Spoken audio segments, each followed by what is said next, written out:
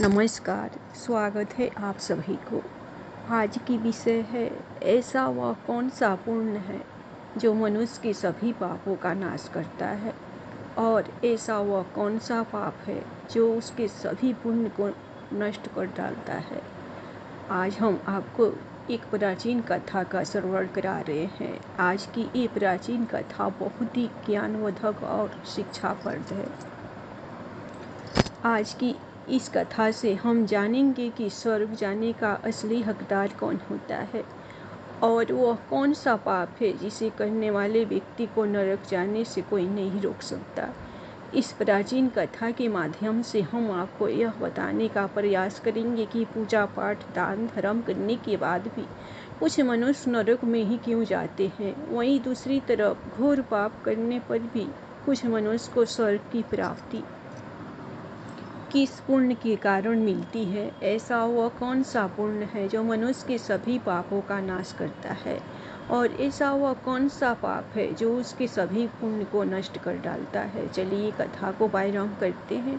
प्राचीन समय की बात है। एक बार नारद जी भगवान शिव जी के पास पहुँचते हैं और भगवान शिव जी से पूछते हैं, हे प्रभु, कुछ मनुष्य पाप करने पर भी स्वर्ग में क्यों जाते हैं और कुछ मनुष्य को पुण्य करने के बावजूद भी नरक में क्यों जाना पड़ता है। ऐसा वह कौन सा पाप है जो सभी पुण्य को नष्ट कर डालता है, और वह कौन सा पुण्य है जो समस्त पापों को भस्म कर डालता है। तब भगवान शिव कहते हैं, हे नारद, आज अपने संसार के कल्याण हेतु उत्तम प्रश्न किया है। इसी सदम में आज मैं आपको एक अत्यंत प्राचीन कथा सुनाता हूँ, जिसे सुनकर आपको आपके सभी प्रश्नों के उत्तर मिल जाएंगे। इसीलिए आप इस कथा को ध्यान से सुने। भगवान शिव कहते हैं, हे नारद, पूर्व काल की बात है। एक नगर में एक ही समय पर 5 मनुष्य की मृत्यु हो जाती है और वे सभी मृत्यु के पश्चात यमलोक में पहुंच जाते हैं। यमलोक पहुंचने पर वहां का दृश्य देखकर वे सभी भयभीत हो जाते हैं। यमलोक में विशालकाय आकार वाले यमराज स्वर्ग से बने सिंहासन पर विराजमान होते हैं। उनके पास चित्रगुप्त बैठे होते हैं, जिनके पास सभी प्राणियों के कर्मों का लेखा जोखा रखा हुआ है। यम के दूत प्राणियों को आगे धकेल रहे होते हैं। कुछ मनुष्य जोर जोर से विलाप कर रहे होते हैं, तो कुछ मनुष्य अत्यंत प्रसन्न होकर चल रहे होते हैं। स्वर्ग के द्वार से सुंदर प्रकाश दिखाई पड़ रहा होता है, तो वहीं नरक के द्वार से धधकती हुई अग्नि की ज्वालाएं दिखाई पड़ रही होती है। इस भयानक दृश्य को देखकर वे पांचों एक दूसरे से बात करने लगते हैं और अपने अपने पाप के विषय में चर्चा करने लगते हैं। उन पांचों ने बहुत पाप कर्म किए होते हुए हैं और उन सभी को यह जान पड़ता है कि अब वे चारों की नरक में ही जाने वाले हैं। उन पांचों में एक चोर होता है, दूसरी वेश्या, तीसरा विद्वान पंडित, तो चौथा एक राजा का सैनिक होता है और पांचवा एक धनवान किसान होता है। वे पांचों अपने अपने कर्म फलों को भुगतने के लिए तैयार होते हैं। फिर एक एक करके सभी पापी और पुण्य आत्माएं आगे चल रही होती है। वे सभी एक दूसरे के पाप कर्मों के बारे में बताने लगते हैं। चोर कहने लगा, भाई, मैं तो पक्का नरक में ही जाऊंगा, क्योंकि मैंने बहुत बार चोरी की है, दूसरों का धन लूटा है, दूसरों को तकलीफ दी है, लेकिन मेरा भगवान जानता है कि ऐसा मैंने मजबूरी में किया था। चोरी करके मैंने अपने परिवार का पेट भरता था, क्योंकि मुझे कोई काम नहीं देता था। शायद विधाता ने मेरे भाग में यही लिखा था, इसलिए मैं ही हम चारों में सबसे बड़ा पापी हूँ। मेरे पास पाप से मुझे कभी मुक्ति नहीं मिलेगी, यह मैं जानता हूँ। पता नहीं मुझे अगला जन्म किस पशु का मिलेगा। पता नहीं यमराज मुझे कौन सा दंड देंगे। इसके बाद वेश्या कहती है, भाई, हम चारों में मैं ही सबसे बड़ी पापनी हूँ। मुझसे बड़ा पाप यहाँ पर किसी ने नहीं किया होगा, इसलिए मेरा भी नरक में जाना तय है। किंतु मैं शपथ खाकर कहती हूँ, मैंने यह पाप जानबूझकर नहीं किया है। जब मैं छोटी उम्र की थी, तभी एक दुष्ट व्यक्ति मुझे उठाकर ले गया और उसने जबरदस्ती मुझे वेश्या बना दिया। मैंने ना चाहते हुए भी कई पुरुषों से संबंध बनाया है। मेरे पास जीवित रहने के लिए यही एक उपाय बचा था। मैं करती भी तो क्या करती। मेरे पास इतनी शक्ति नहीं थी कि मैं उस दुष्ट व्यक्ति से लड़ सकूं। पता नहीं किस पाप के कारण मुझे इस जन्म में वेश्या बनना पड़ा और न जाने आगे मुझे किस पशु की रूप में जन्म लेना पड़ेगा। मेरे पाप से यह जान पड़ता है कि मैं भी पक्का नरक में ही जाऊंगी। हम चारों में से सबसे बड़ी पापनी तो मैं ही हूँ। वेश्या की बात सुनकर एक सैनिक कहने लगा कि मैंने भी बहुत पाप किए हैं। मैं राजा का सिपाही था, इसलिए मैं लोगों के साथ जोर जबरदस्ती करता था। मैंने न जाने कितने मासूम लोगों को सताया है, ना जाने कितने निर्दोष लोगों को मेरे हाथों से दंड मिला है। यमराज मुझे कभी क्षमा नहीं करेंगे और मैं निश्चित ही नरक में ही जाऊंगा। लेकिन मैंने यह सभी पाप जानबूझकर नहीं किया है। अपने प्राणों के भय से और परिवार के पालन पोषण के लिए मुझे यह पाप करने पड़े। हमारा राजा जो कहता था उसका पालन हमें करना ही पड़ता था। राजा के विरुद्ध भला कोई साधारण मनुष्य कैसे जा सकता है। यह सभी पाप करते हुए मुझे अत्यंत दुख भी होता था और मैं जानता था कि यह पाप करने से मुझे नरक की प्राप्ति होगी, किंतु परिवार के मुँह बस मैंने यह काम किया। लेकिन पाप तो पाप होता है, पाप करके पश्चाताप करने का क्या फायदा। इसलिए मेरा नरक में जाना तो तय है। उसके बाद वह विद्वान पंडित बोलता है, भाई हम चारों में से सबसे बड़ा पापी तो मैं ही हूँ। तुम लोगों ने जो पाप किए हैं वो जाने अनजाने में किए हैं, या किसी ने तुमसे जबरदस्ती करवाए हैं, या मजबूरी में करना पड़ा। किंतु मैं तो विद्वान था, मैं सब सत्य असत्य जानता था, मुझे सत्य और झूठ का ज्ञान था। लेकिन फिर भी मैंने धन के लोभ बस पाप किए हैं। शास्त्र में कहा गया है कि जो जानकर भी पाप करता है वह निश्चित ही नरक में गिरता है। मैंने अपने ज्ञान का दुरुपयोग किया है। मैंने अपने ज्ञान का उपयोग लोगों की सहायता के लिए नहीं बल्कि धन को कमाने के लिए किया है। मेरे घर की स्थिति अत्यंत खराब थी। मेरे पिता भिक्षा मांगकर गुजारा करते थे, लेकिन मैंने अपने घर की गरीबी को दूर करने के लिए धन लेकर ज्ञान देने की चेष्टा की है। शास्त्र कहते हैं, जो विद्वान ब्राह्मण अपने ज्ञान का दुरुपयोग करता है उसे निश्चित ही नरक में जाना पड़ता है। मैंने लोगों को ज्ञान देने के बदले में उनसे धन लिया है, कभी किसी को मुफ्त में ज्ञान नहीं दिया।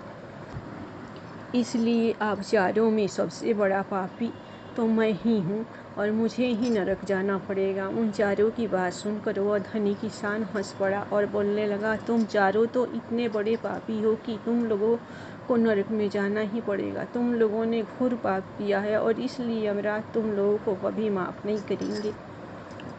यहाँ पर मैं अकेला ही सबसे अधिक पुण्यवान हूँ। मैंने अपने जीवन में बहुत पूजा पाठ किया है, ब्राह्मणों को दान दक्षिणा दी है, मैंने मृत्यु से पूर्व गाय का दान भी किया है और अब मेरे सभी पुत्र मेरी आत्मा की मुक्ति के लिए बड़े कार्यक्रम का आयोजन कर रहे हैं। वह मेरे लिए सदा दान तोपड़ कर रहे हैं, यज्ञ कर रहे हैं। मेरी 3 पत्नियां हैं, 5 पुत्र हैं। इतने लोग मेरी मुक्ति के लिए उपाय कर रहे हैं। और हाँ, मैंने अपने जीवन में कभी कोई पाप नहीं किया और जाने अनजाने में मुझसे अगर पाप हो भी गया होगा तो मेरे पुत्रों के साथ आदि की कायों द्वारा मेरे पाप भी नष्ट हो जाएंगे। मैं रोज भगवान की पूजा करता था, मंदिर जाता था, द्वार पर आए अतिथियों को भोजन कराता था। इसलिए मुझे पूरा विश्वास है कि यमराज मुझे नरक में नहीं डालेंगे और मुझे मोक्ष की प्राप्ति होगी। फिर वह पांचों धीरे धीरे आगे बढ़ने लगे और फिर जब उनका समय आता है तो उन पांचों के पाप और उनके कर्मों का लेखा जोखा किया जाता है। सबसे पहले बारी आती है उस चोर की और फिर चित्रगुप्त उसका लेखा जोखा निकालते हैं। कुछ देर तक विचार करने के बाद, उसके पाप पुण्य का मूल्यांकन करने के बाद यमराज उसे स्वर्ग में जाने के लिए कहते हैं। इस निर्णय को सुनकर चोर बड़े आश्चर्य में पड़ जाता है और बड़ी ही प्रसन्नता से वह स्वर्ग के दरवाजे की ओर चला जाता है। और वेश्या की बारी आई। चित्रगुप्त वेश्या का लेखा जोखा निकालते हैं और कुछ देर तक विचार करने के बाद उसके पाप पुण्य का मूल्यांकन करके यमराज उसे भी स्वर्ग में जाने के लिए कहते हैं। इस विचित्र निर्णय को सुनकर वह वेश्या भी आश्चर्य में पड़ जाती है। उसे यमराज के निर्णय पर विश्वास नहीं होता और वह बिना कुछ कहे बड़ी ही प्रसन्नता के साथ स्वर्ग के द्वार की ओर चली जाती है। फिर तीसरी बारी आती है उस सिपाही की। चित्रगुप्त उसके भी कर्मों का लेखा जोखा निकालते हैं और कुछ समय विचार करके उसके पाप पुण्य का मूल्यांकन करके यमराज उसे भी स्वर्ग में जाने के लिए कहते हैं। इस निर्णय को सुनकर वह सिपाही भी सोच में पड़ जाता है और बड़ी ही प्रसन्नता के साथ वह स्वर्ग के द्वार की ओर निकल जाता है। चौथी बारी आती है उस विद्वान ब्राह्मण की। चित्रगुप्त उस ब्राह्मण के कर्मों का लेखा जोखा निकालते हैं और कुछ देर तक विचार करते हैं। फिर यमराज उस ब्राह्मण को भी स्वर्ग में जाने के लिए कहते हैं। फिर वह ब्राह्मण विचार करता है कि मैंने तो पाप किया है, फिर मुझे स्वर्ग में क्यों भेज रहे हैं। वो अभी मन ही मन प्रसन्न होकर स्वर्ग के द्वार की ओर चलने लगता है। उन चारों को स्वर्ग में जाता देखकर धनवान किसान बहुत दुखी और क्रोधित हो जाता है। वह सोचने लगता है कि यह कैसा न्याय है, इन पापियों को स्वर्ग जाने का मौका मिल रहा है, फिर मैंने जो पुण्य के काम किए उनका क्या। तो पापी लोग ही स्वर्ग जाएंगे तो पुण्य करने का फायदा ही किया। फिर उस धनवान किसान की बारी आती है कि चित्रगुप्त उस धनवान किसान के कर्मों का लेखा जोखा देखते हैं और उसके पुण्य पाप के कर्मों का मूल्यांकन करते हैं। तो उसके पाप का पलड़ा भारी हो जाता है और यमराज उस धनवान किसान को कहते हैं, अरे तूने तो बहुत बड़ा अपराध किया है, तू तो नरक में जाने के ही योग्य है। इतना सुनते ही वह किसान थर थर काँपने लगता है और यमराज से कहता है, धर्मराज मैंने मेरे जीवन में कोई पाप नहीं किया है, केवल पुण्य किए हैं। आप मुझे नरक में क्यों डाल रहे हैं। और मुझसे पहले जो 4 लोग गए थे वह तो घोर पापी थे, उन्होंने बड़े बड़े पाप और अपराध किए हैं, उन्हें तो आपने स्वर्ग में डाल दिया। आप ऐसा न्याय मेरे साथ क्यों कर रहे हैं। अगर ऐसा न्याय होगा तो भला कौन मनुष्य धरती पर पुण्य करेगा। फिर यमराज कहते हैं, अरे पापी, तूने जो पाप किया है वह तो उन चारों के पापों के सामने कुछ भी नहीं है। तेरे एक पाप के कारण तेरा सारा पुण्य फल नष्ट हो गया।